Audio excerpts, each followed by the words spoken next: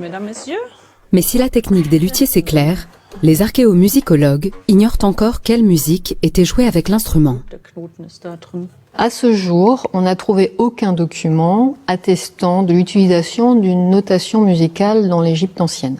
Donc certainement la musique qui était transmise oralement.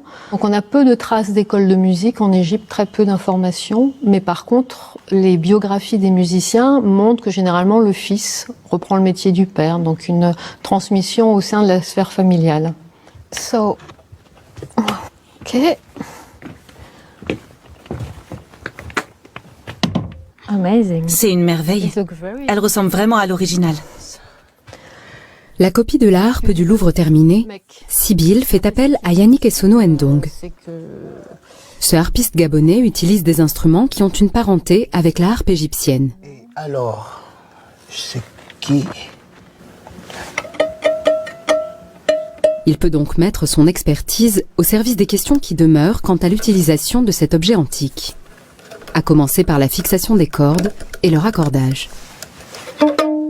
C'est mieux. Yannick, spontanément, débute l'opération en retournant la harpe. Ça me permet, ça montre que quand on la réglait, il fallait y mettre de la force.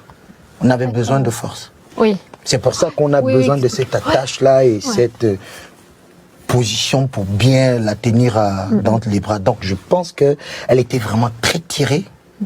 C'est mon avis, qu'elle était très tirée.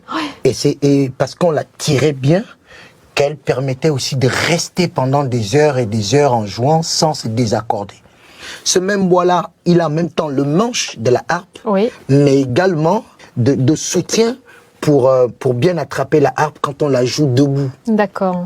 Donc ça veut dire que quand le harpiste se lève, et donc ça permet de maintenir bien au niveau du corps. D'accord. Et donc cette main-là, la main gauche, elle sert pour faire l'accompagnement. Oui, donc tu veux dire qu'avec la main gauche, tu joues que les premières cordes. Oui. D'accord. Et la main droite, elle sert de faire les mélodies.